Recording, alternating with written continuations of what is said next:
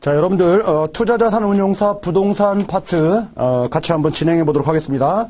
자, 부동산 파트는 여러분들 투자자산운용사의 전체 시험 과목 중에서는 그 출제 문항수가 되게 많은 부분은 아니에요. 뭐 한 5문제 정도, 이 정도 출제는 하고 있지만은 그래도 상당히 좀 어려운 부분이거든요. 여러분들은 이제 투자와 관련된 뭐 주식, 채권, 뭐 파생상품, 그리고 자본시장과 관련된 법률, 윤리, 뭐 이런 부분들을 집중적으로 공부를 하시다가 우리 부동산이라는 이런 파트를 공부를 하니까 상당히 좀 어렵죠.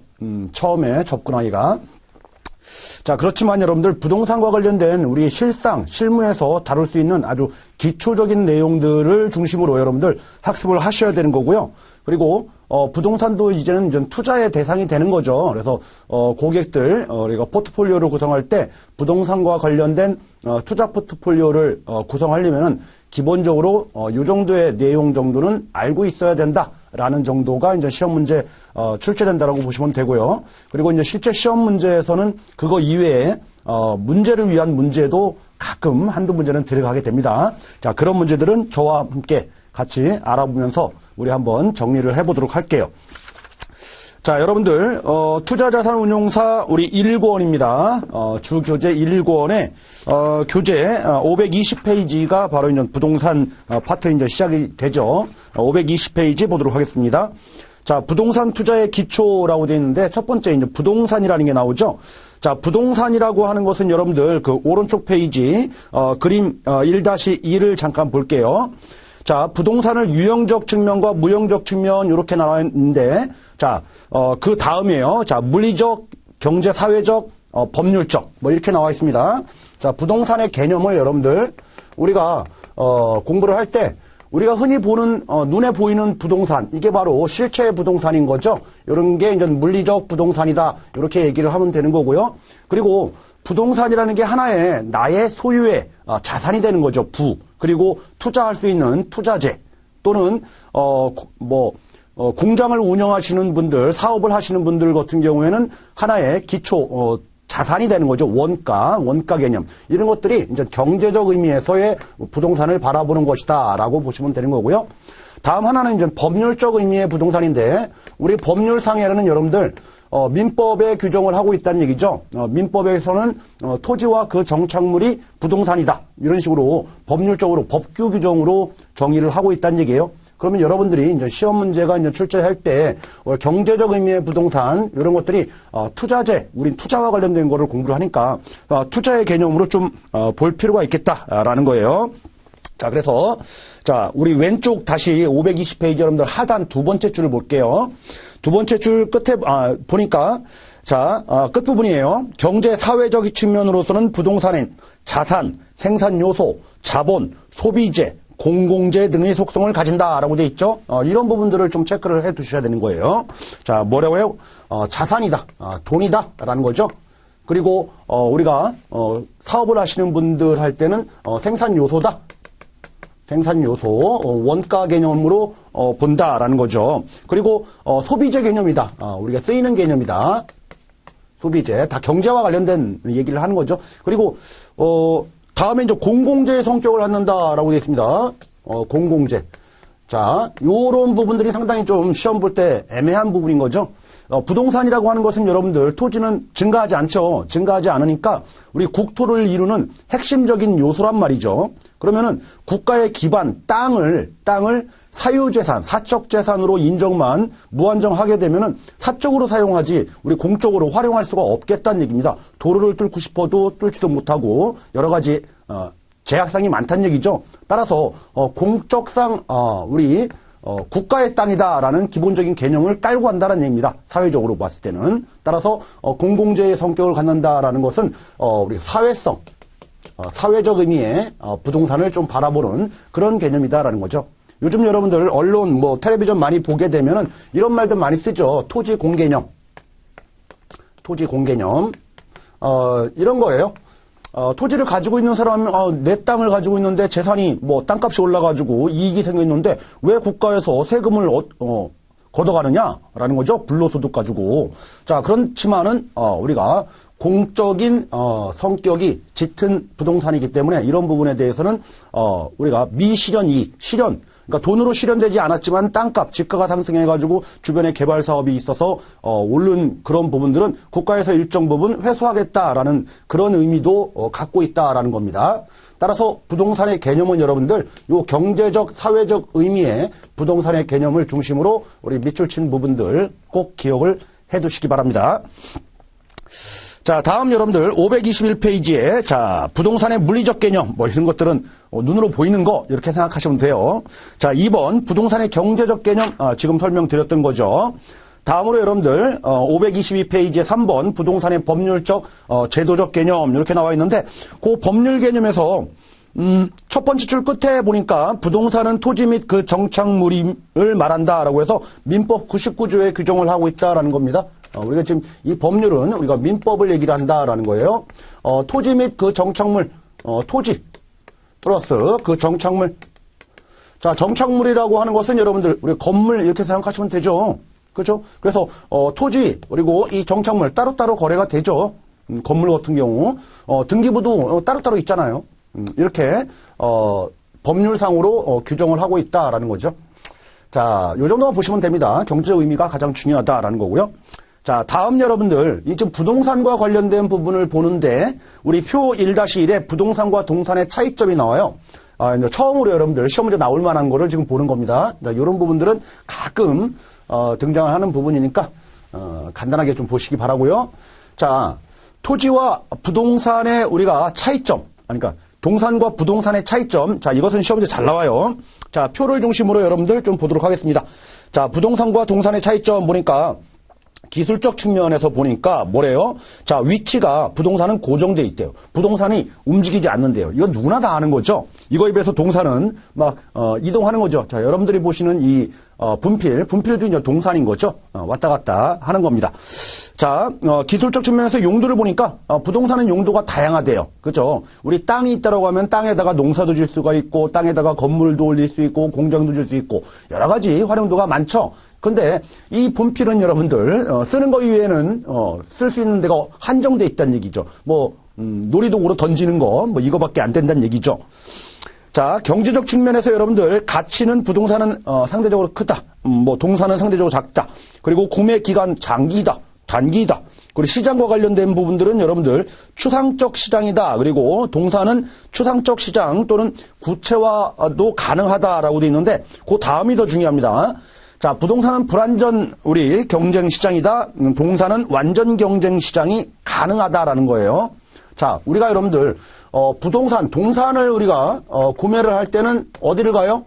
시장을 가면 되죠. 시장 가면은 다수의 공급자도 있고요. 다수의 수요자도 만나가지고 시장에서 이렇게 가격들이 형성된다는 얘기죠.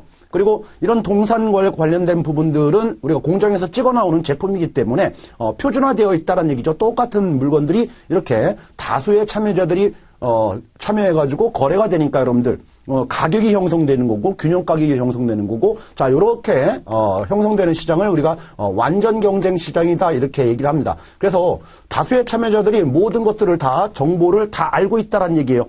그렇지만은 일부 특정 재화와 관련된 특정 동산 관련된 부분들도 우리가 모르는 사람들도 많죠. 그죠? 그래서 불완전 경쟁 시장이 존재할 수는 있다라는 겁니다. 그래도. 그죠? 이거에 비해서 우리 부동산이라는 것은 뭐예요? 나 자신도 부동산을 제대로 모르죠. 그죠? 그래서 부동산과 관련된 부분에서는 여러분들 공급자도 다수가 아니고요. 자, 수요자도 다수가 아니에요. 우리 소수의 공급자가 판매를 하는 거고 소수의 수요자가 만나서 거래를 한다는 얘기죠. 그러면은 거래할 때 항상 우리 부동산에는 누가 껴요? 우리가 중개사라는 사람이 끼죠. 그리고 이 당사자들이 모여가지고 항상 우리는 흥정을 한다는 얘기죠. 흥정. 자, 여러분들은 왜 이런 흥정이 있을까요? 정보가 이 공급자한테는 다 알고 있지만 이 땅에 대해서 다 알고 있지만은 우리 수요자는 그 정보를 정확하게 모른다는 얘기입니다. 그죠? 대표적으로 이 부동산 말고 이 동산 중에 이런 현상들이 발생하는 게 여러분들, 중고차 시장인 거죠? 중고차. 자, 이런 것들이 바로 정보의 비대칭이라고 합니다. 정보의 비대칭. 자, 그것 때문에 부동산 시장과 관련된 부분들은, 대부분 불완전 경쟁 시장이다. 이렇게 얘기를 하는 겁니다. 불완전 경쟁 시장이다. 자, 가격 형성과 관련돼서는 여러분들 일물일가의 원칙이 배제된다. 그죠? 이런 부분들도 체크를 하셔야 돼요. 자, 흥정을 하기 때문에 하나의 물건의 하나의 가격, 이 땅은 무조건 1억이야. 흥정 자체가 안 돼. 딱 그러면은 일물일가입니다. 그렇지만 일물일가의 원칙이 적용되지 않기 때문에 흥정이라는 것을 한다라는 거죠. 그런데 동산과 관련된 부분들은 뭐예요? 이 분필 하나에 100원이야. 그래서 마트 가서 분필을 삽니다. 그래서 마트 점원한테 이 분필 100원인데 90원에 좀 깎아주세요. 이렇게 흥정이 될까요? 안 되죠. 그죠? 그래서 일물일가의 원칙은 동산 쪽에 적용된다라고 보시면 되겠네요. 자, 다음 법률적인 측면. 자, 이 법률적인 측면이 여러분들 시험 문제 다수 출제하는 거예요. 우리 그 기술적 경제적인 측면은 상당히 좀 간단하죠. 이거에 비해서 법률적인 측면은 상당히 중요하다라는 겁니다. 자, 공시 및 권리 이동과 관련된 부분이에요. 자, 이 동산과 관련된 부분들 누구 거냐라는 거죠? 소유권. 소유권이 외부에 보여준다라는 거죠. 보여준다. 그러면은 이거는 가지고 있는 사람들이 내 건 거예요. 동산은. 자, 여러분들 분필 누구 겁니까? 제 겁니다. 그죠? 그렇게 믿는다는 얘기죠. 휴대폰을 들고 있습니다. 휴대폰을 누구 거냐고 물으면은 우리 소유자, 점유자 것이다라고 해서 다 그렇게 추정을 하는 거죠. 그래서 점유를 기본적으로 드러내는 것으로 보지만은 부동산과 관련된 부분들은 제가 이 땅을 밟고 있다라고 해서 이 땅이 제 거다 이렇게 얘기할 수는 없겠죠. 그죠? 그래서 항상 보여줄 때는 등기로 보여준다라는 겁니다. 등기를 해야지만이 우리가 소유권을 인정한다라는 거예요. 그러니까 이것들을 소유권을 넘겨주려면은 이전시키려면은 어떻게 하면 됩니까? 점유를 이전시키면 되겠죠. 내가 이 휴대폰을 너한테 주면 되는 거죠. 그죠? 요런 부동산과 관련돼서는 등기를 이전하면 되겠죠. 그죠? 등기. 이해하셨죠? 자, 다음 여러분들 공신력과 관련된 부분이에요. 공신력. 자, 이렇게 밖으로 보여주는 거. 이건 내가 가지고 있다. 등기도 A라는 사람으로 되어 있다라고 하면은 우리가 공신력을 인정할 거냐라는 거죠. 공신력을 인정할 거냐. 겉으로 드러나는 거예요. 자, 동산과 관련된 부분들은 내가 휴대폰을 가지고 있다라고 하면은 믿겠다라는 거죠. 믿을 신자입니다. 믿겠다.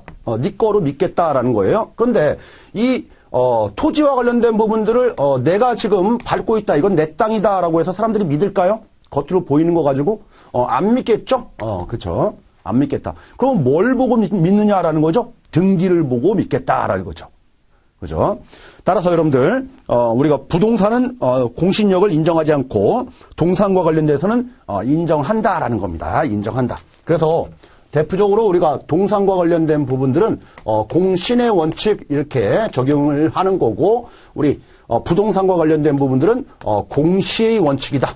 공시라는 얘기는 뭐예요? 등기를 해야지만이 믿겠다라는 겁니다. 이해하셨죠? 겉으로 보는 거로 바로 믿는 것은 동산이다라는 겁니다. 가지고 있다라고 하는 거. 자, 이런 부분들은 여러분들 자꾸 암기하려고 하면은 이거 잘 안 돼요. 그래서 우리가 실생활에서 부동산과 관련된 부분들 이렇게 거래되는 거 잘 유추해 보면은 이렇게 이해하시면서 우리가 따라오시는 게 좋겠다라는 겁니다. 자, 다음 여러분들 취득시효라고 되어 있습니다. 취득시효. 자, 취득시효는 여러분들 뭐냐 하면은 원래는 A 거였어요. 그런데 B 거로 인정하는 그 기간이 있다는 얘기죠. B 거로 인정하는 기간. 자, 원래는 소유권자는 A였어요. 그런데 A의 점유 상태가 아니고, B의 점유 상태로 와서 어느 정도의 기간이 지나야지만이 B 걸로 인정할 거냐라는 거예요. 그러면은 A는 여러분들, 원래 소유권자인데 자기가 소유권이라는 사실을 모르고 있었던 거죠. 쉽게 말해서. 무주물. 그죠? 무주물 선점 이런 개념으로 보시면 됩니다. 자, 우리 부동산과 관련된 부분들은 여러분들 20년으로 인정합니다. 20년. 자, 20년 내에는 A가 찾아갈 겁니다. 그죠? A가 찾아갈 거예요. 자, 우리 동산과 관련돼서는 여러분들 10년이에요. 동산과 관련돼서는 10년. 10년만 가지고 있으면은 비거가 된다라는 거죠. 그래서 요 기간과 관련된 부분들 20년, 10년 요거는 기억을 해 두시기 바랍니다. 잘못돼서 시험에 나올 수가 있으니까. 자, 다음 여러분들 용익물권의 설정과 담보물권의 설정이라는 게 있습니다. 자, 부동산과 관련돼서는 여러분들 뒤쪽에서 공부를 하겠지만은 우리가 기본적으로 사용 부동산이라는 것은 사용할 수 있죠. 그리고 수익을 낼 수도 있어요. 그리고 처분을 할 수가 있다는 얘기죠. 처분. 자, 이렇게 사용수익 처분을 할 수가 있는 건데 누가 할 수 있냐 하면은 소유권자가 할 수 있는 거죠. 이게 바로 부동산의 본권에 해당되는 이 소유권을 얘기를 하는 겁니다. 소유권. 그렇지만은 이 소유권과 관련된 부분에 대해서 일정 부분 제약을 할 수가 있는 거예요. 자, A 소유권자였는데 자, 사용 수익은 B가 하겠다라고 해서 제한을 하는 거죠. 용익 물권이라고 합니다. 용익. 사용권과 관련된 부분에서 제약을 하겠다라는 거죠. B가. 자, 그런 권리가 바로 지상권이라는 게 있고요. 지역권이라는 게 있고, 그리고 전세권 많이 들어봤죠, 여러분들. 자, 요런 권리가 이제 부동산에 설정을 할 수가 있는 거고요. 물론 소유권자는 A입니다. 그대로. 그렇지만은 그 땅 위에서, 그쵸? 우리가 건물 또는 수목 이런 것들을 이용할 수 있는 권리, 그리고 일정 지역을 우리가 이용할 수 있는 권리, 그리고 전세권자가 전세로 들어서 살 수 있는 권리, 이런 것들을 B한테 인정한다는 얘기입니다. 이해되시죠? 자, 그리고 처분을 또 우리가 제한하는 제한물권이 있어요. 이게 바로 이제 담보물권이다라는 거죠. 담보물권. 대표적으로 여러분들 우리가 저당 잡힌다 뭐 이런 얘기 많이 하죠. 그죠? 저당 잡힌다. 자, 담보물권으로는 유치권, 그리고 질권, 그리고 저당권, 이렇게 세 가지가 있는데, 우리 질권과 관련된 부분들은 여러분들 이런 얘기 많이 들어봤을 거예요. 우리가 전당포에 맡긴다라는 거. 이 전당포에 맡기는 게 뭘 맡기죠? 시계 맡기죠, 여러분들. 그죠? 시계는 동산인가요? 부동산인가요? 동산이죠. 부동산은 그래서 이 질권을 설정할 수가 없어요. 질권은 동산에만 인정하는 겁니다.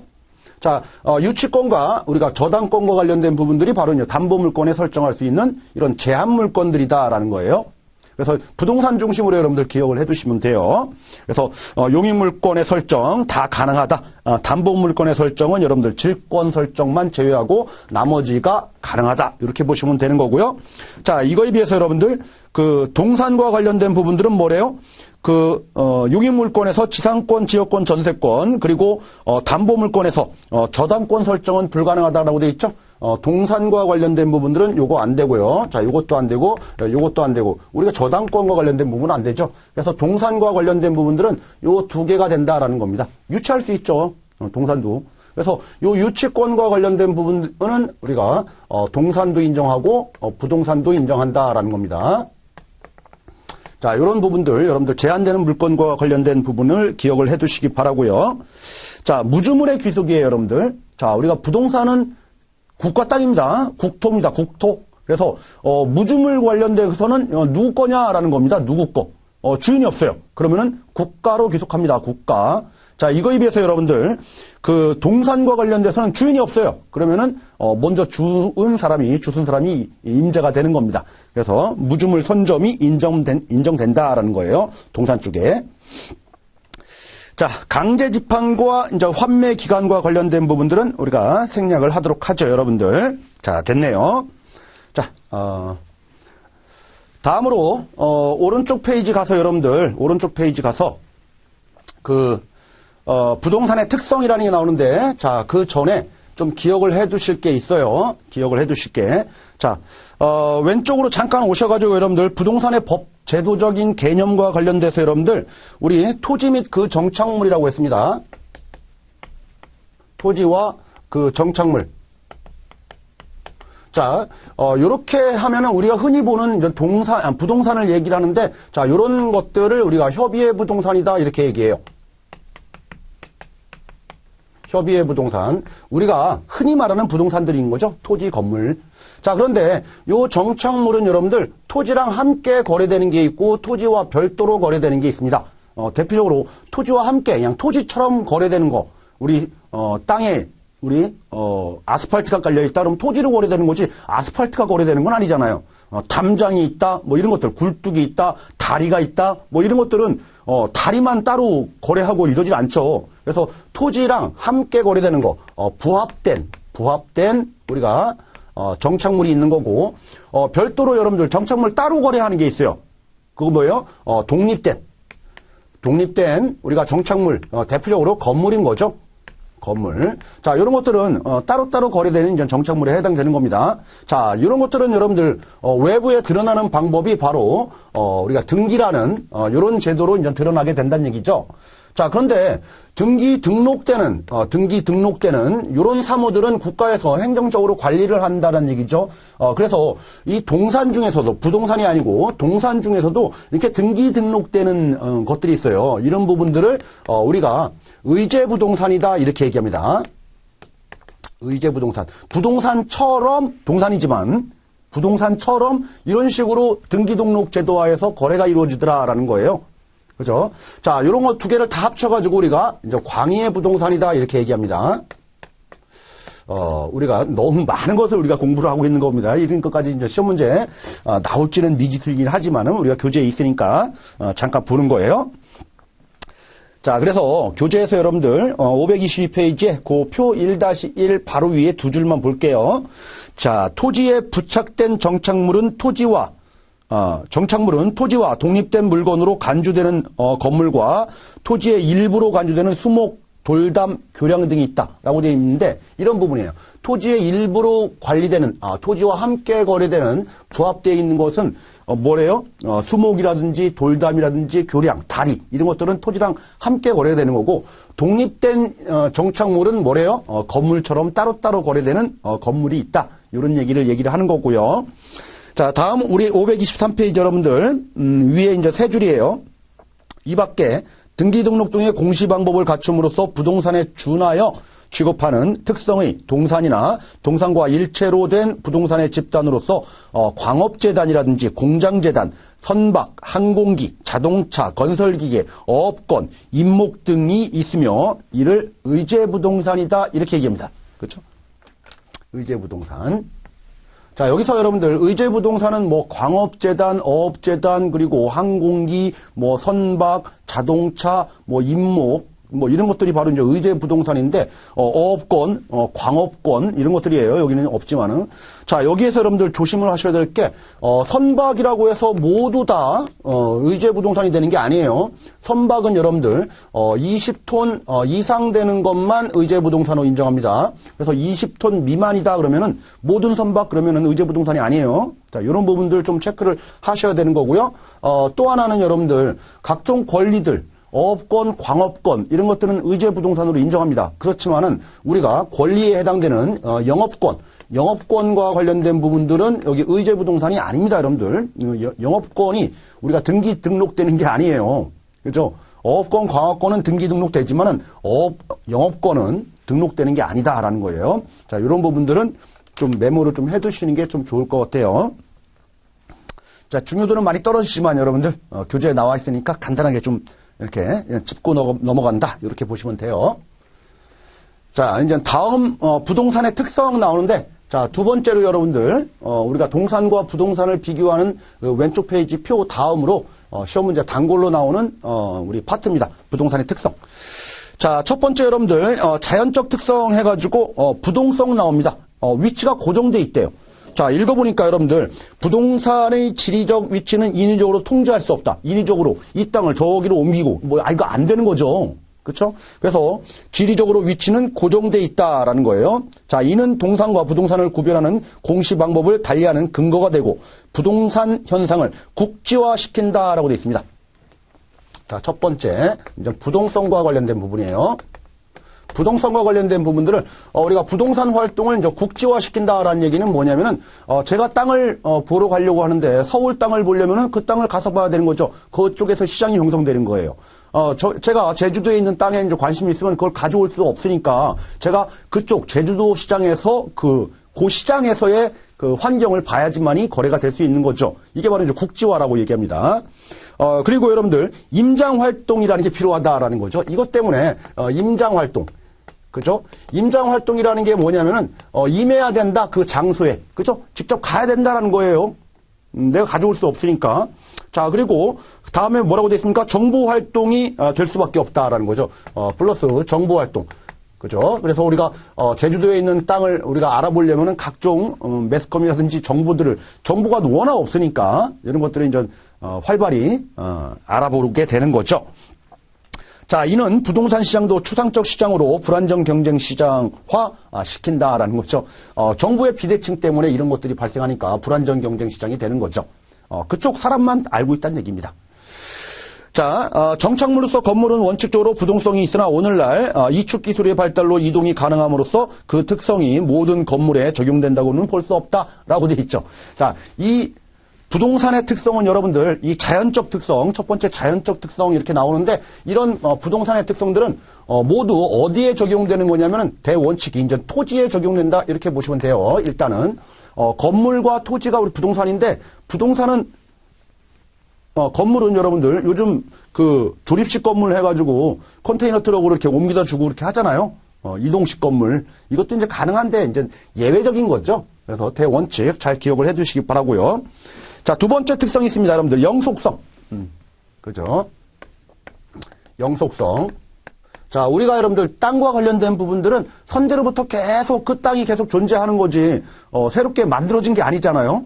이게 달아서 없어진다. 물론 몇만 년, 몇 수십만 년, 몇 천만 년 지나면은 그렇죠? 우리가 지질학적으로 이게 변동이 일어나기 때문에 없어질 수도 있죠. 근데 사실 없어지는 건 아니죠. 물 밑으로 이제 가라앉고 물 위로 뜨고 이런 차이가 있을 뿐인 거지. 그래서 영속성을 갖는다 이렇게 보시면 되는 거예요. 따라서 내구성을 가지고 있다. 불변성, 그리고 비소모성. 따라서 이거 감가상각이라는 게 될까요?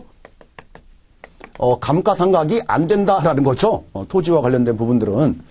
자, 다음으로 여러분들 계속적으로 보면은 마지막 줄입니다. 자, 영속성으로 말미암아 일반 재화와 같이 가치가 소모되지 않기 때문에 투자 대상으로 선호된다라고 이렇게 나와 있네요. 자, 우리 다음 페이지 갈게요. 자, 524페이지 여러분들. 첫 번째 줄입니다. 자, 물리적 상태의 토지는 소모를 전제로 하는 재생산 이론을 적용할 수 없기 때문에 부동산 감정평가에 있어서 원가 방식이 적용되기 어렵다 이런 말이 나옵니다. 그리고 그 세 번째 줄에 감가상각이 배제된다 이런 말이 나와요. 자, 우리가 뒤쪽에 또 나오겠지만 여러분들 부동산의 가치평가라는 게 있어요. 부동산 값어치가 얼마나 되느냐라는 걸 평가할 때는 우리가 비교 방식이라는 게 있고요. 그리고 원가 방식이라는 게 있고 그리고 수익 방식이라는 게 있습니다. 자, 부동산의 가치를 비교할 때 옆에 있는 유사한 사례들을 토대로 사례 가격이 이렇게 되니까 내 부동산 가격은 1억이야 이렇게 하는 게 바로 비교 방식, 뭐 시장 접근법 이렇게 얘기합니다. 시장에서 확인한다라는 얘기죠. 자, 이거에 비해서 원가 방식은 뭐냐면 이 부동산의 가치는 들어가서 이 부동산을 생산하는데 들어가는 생산 비용이 1억 원이 들어갔으니까 이 부동산은 1억 원이야 이렇게 얘기한다는 얘기예요. 다음 이제 수익 가치라는 것은 여러분들 부동산을 가지고 있으면은 미래에 현금 흐름들이 이렇게 뭐 임대 수입이라든지 나중에 처분할 때 처분 수입이라든지 이런 것들이 발생하겠죠. 자, 이런 것들을 현재 가치로 우리가 이 수익, 미래의 수익들을 가치를 고려해서 부동산 가치는 1억 원이야 이런 식으로 평가를 한다는 얘기죠. 그래서 부동산을 가치 평가할 때 이렇게 3방식을 쓰는데 자, 토지와 관련된 부분들은 그렇죠. 비교 방식 시장에서 유사한 토지가 1억 원에 거래됐다. 이런 걸 보고선 내 땅값이 얼마다라고 유추해 볼 수가 있는 거죠. 자, 이거에 비해서 이 원가 방식으로 토지를 새로 생산할 때 이 원가가 얼마 들어갈 것이다. 이런 개념이 성립되지는 않죠. 토지는. 왜요? 그렇죠? 달아 없어지지 않고 계속적으로 온 땅이니까 생산할 수가 없는데 이 생산 방식을 쓸 수가 없죠. 그래서 토지에서는 여러분들 우리가 원가 방식을 쓸 수가 없다라는 거예요. 자, 이런 부분들을 우리가 체크해서 좀 기억을 해두시기 바랍니다. 자, 다음으로 여러분들 3번에 부증성이라고 되어 있습니다. 3번에 부증성. 증가하지 않는다라는 거죠. 증가하지 않는다. 증가하지 않는다. 자, 부동산은 생산비나 노동을 투입해서 물리적인 절대량을 늘릴 수 없으며 재생산할 수도 없다. 물론 그런 건 있어요, 여러분들. 그 다음 주에 나와 있지만은 우리 바닷가 있죠. 바닷가 같은데 그 수면들을 매립공사를 한다는 얘기죠. 매립공사에서 그 땅을 메꾸고 다리도 놓고 섬까지 연결도 하고 아니면 일정 부분 메워서 우리가 토지로도 활용을 하고 이런 것들이 이제 공유 수면 매립이라는 그런 사업인데 자, 그거는 뭐 예외로 봐야 되겠죠. 그죠? 자, 다음으로 여러분들 그런 말이 있습니다. 그 다음 단락에 5번째 줄이에요.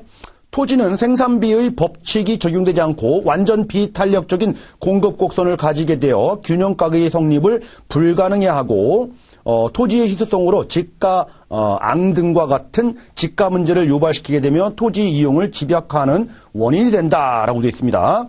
이 부중성은 독점 지대 이론의 기초가 되고 지대를 발생시키는 원인이 된다 이렇게 되어 있습니다. 자, 이건 뭐냐면 여러분들 증가하지 않아요. 만약에 이 가격이라는 거죠.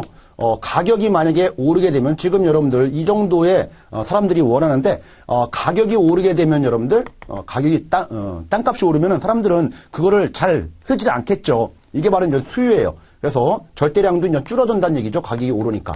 그죠? 이게 바로 이제 수요의 법칙, 수요 곡선이에요. 자, 이거에 비해서 공급 곡선은 뭐냐면은, 지금 이 정도, 양이 시장에서 이제 형성되어 있는데, 공급이 되고 있는데, 가격은 이 정도죠. 그래서 가격이 만약에 오른다라고 하면은, 공급을 늘리겠죠, 당연히. 공급업자 같은 경우는. 그래서 공급을 늘리는 게 대원칙입니다. 이게 바로 이제 공급 곡선인데, 자, 이렇게 땅값이 오른다라고 해서 여러분들, 땅값이 오른다라고 해서 땅이 이제 공급되지 않는다는 얘기죠. 증가시킬 수가 없다는 얘기예요. 그죠? 땅값이 아무리 오른다고 해도 이 공급 곡선 자체가 이렇게 우측으로 이렇게 증가시킬 수가 없다는 얘기입니다. 그렇다는 얘기는 뭐예요? 이 공급 곡선 자체가 수직이다라는 얘기죠? 수직이다. 증가시키지 못한다라는 얘기예요. 수직이다. 공급 곡선 자체가. 자, 이런 것들이 가격 변화에 따라서 공급량이 아주 탄력적으로 변하는지를 못한다라는 거죠. 완전 비탄력적이다. 이렇게 얘기를 하는 거예요. 완전 비탄력적이다. 자, 이게 탄력도와 관련된 부분이죠. 그래서 물론 여러분들 건물과 관련된 부분들은 일정 기간이 지나면은 건축해서 공급할 수가 있죠. 초단기적으로는 불가하지만은 뭐 1년 동안 건설 기간을 준다라고 하면은 일정 부분 증가시킬 수가 있습니다. 그렇지만 토지와 관련된 부분들은 완전 비탄력적이다라는 거죠. 완전 비탄력적이다. 우리가 공급의 탄력도 면에서 보면은 0이다 이렇게 보는 거예요. 완전 비탄력적이다. 자, 다음 여러분들 4번 좀 볼게요. 4번. 자, 개별성. 비동질성이다 이렇게 얘기를 하죠. 개별성. 여러분들이 지금 밟고 있는 땅, 오른쪽 발이 밟고 있는 땅과 왼쪽 발이 밟고 있는 땅은 다 우리가 똑같은 것처럼 보이지만 다 다르다라는 거죠. 그래서 땅값이 여러분들 그렇죠. 옆에 있지만은 땅값이 천지 차이가 나는 이유가 다 거기에 있는 겁니다. 일물일가의 법칙이 적용되지 않는다는 얘기입니다. 다 개별성이다라는 거예요. 뭐 그 정도 좀 보시면 될 것 같아요. 그리고 그 다음 단락에 여러분들 자 개별성으로 인하여서 부동산 가격 및 수익이 개별적으로 형성되어 일물일가의 법칙이 적용되지 못한다라고 되어 있죠. 일물일가 법칙이 적용되지 못한다 이런 표현이 나와 있습니다.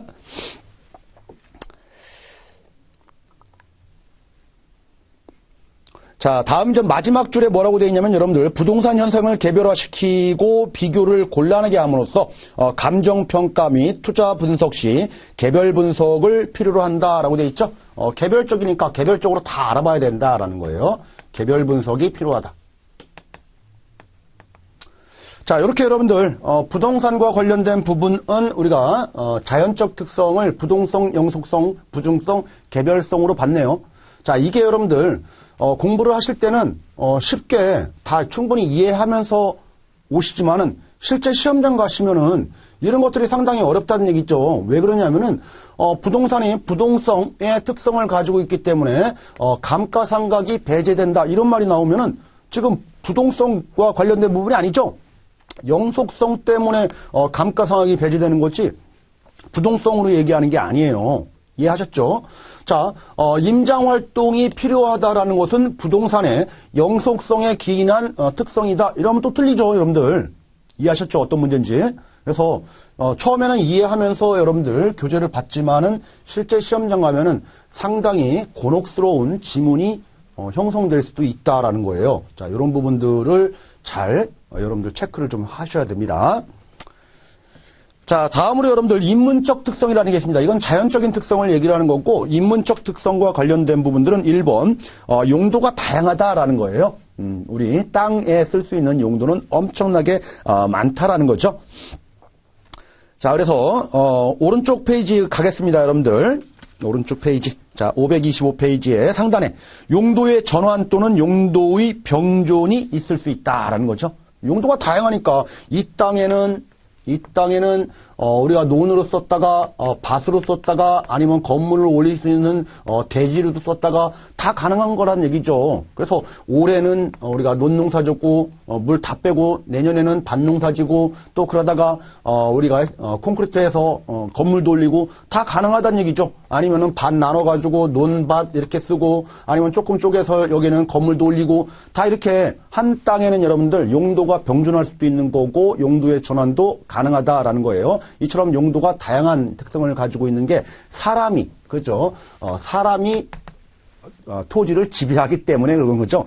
사람이 어디에 쓸까라는 거죠. 어디에 쓸까. 이 용도, 이것들을 봐가면서 여러분들, 한다는 얘기입니다. 그러면은 사람이 이 토지를 쓰는데, 이처럼 여러분들 부동산은 이동도 안 되고 영속적이지만은 증가시키지 못합니다. 증가시키지 못하기 때문에 사람이 쓸 때 어떤 땅, 어떤 용도로 썼을 때 가장 나한테 효용이 클까라는 그런 쪽으로 쓰겠죠. 이게 바로 유효, 효용, 그죠?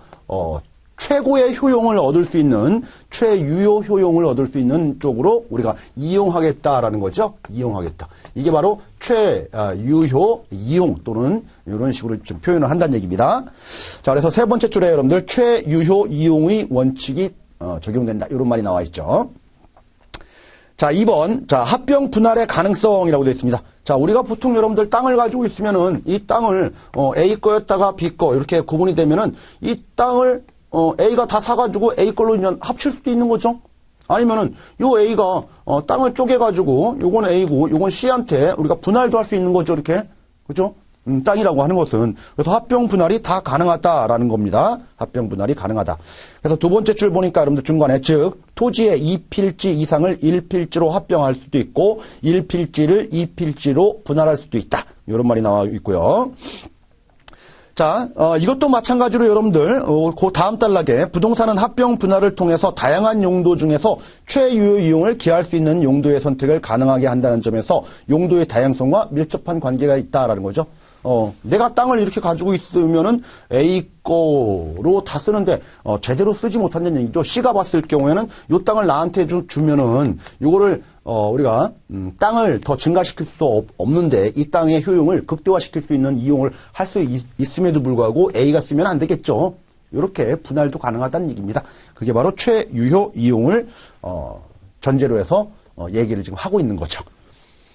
자, 우리가 3번 사회적, 경제적, 행정적 위치가 이제 가변된다라는 거죠. 이렇게 생각하시면 돼요, 여러분들. 남과 북이 분단됐죠. 그렇죠? 그거는 이렇게 시대를 겪어오면서 우리 전쟁이라는 분단의 아픔 때문에 이렇게 구분이 된 거예요. 그리고 여러분들 예전에는 우리나라는 뭐 8도 하는데 뭐 5도인 적도 있고 행정적으로 우리나라 국토가 뭐 이렇게 땅이 있다라고 하면은 뭐 나중에 되면 어떻게 될지 모르죠. 이렇게 해가지고 이제 통일이 돼서 8도가 아니고 동서남북 해가지고 나눠가지고 이렇게 해서 4도로 우리가 행정구역을 바꿀 수도 있는 거잖아요. 그렇죠? 이처럼 여러분들 가변적으로 계속적으로 이제 우리가 정치라든지 사회라든지 경제 환경이 변하면서 사회적으로 변경될 수 있다라는 거예요. 이런 것들이. 자, 이런 내용들을 지금 교재에 수록을 하고 있네요. 자, 이번 시간에 여러분들 첫 시간에 좀 딱딱한 내용을 좀 공부를 했네요. 처음에 이제 가장 중요한 것들 먼저 좀 짚어보시면은, 우리가 부동산과 관련된 기초 개념을 공부를 하면서, 부동산은 여러분들 눈에 보이는 물리적 부동산뿐만 아니라, 투자재의 또는 생산 요소의 원가를 구성하는 이런 경제적 의미의 부동산으로도 바라볼 수가 있다라는 걸 공부했고요. 이런 부동산이 동산과의 차이점까지도 이제 공부한 거죠. 그리고 이 부동산이 갖는 우리가 물리적인 자연적인 특성들이 이처럼, 부동성과 영속성, 부증성, 개별성, 이런 특징들을 가지고 있다라는 부동산과 관련된 아주 기초적인 내용을 공부했다라고 보시면 되는 겁니다. 시험 문제는 지금까지 공부한 거에서는 최소한 이제 한 문제 정도 나오지만은 좀 어렵게 나오는 부분들이 요 파트가 섞여서 막 나오게 되면은 어려울 수 있으니까 여러분들 마지막 시험 보기 전에는 꼭 정리를 하고 들어가시기 바랍니다. 자, 잠시 쉬었다가 여러분들 525페이지 하단 부동산의 법률적인 측면은 다음 시간에 알아보도록 하겠습니다.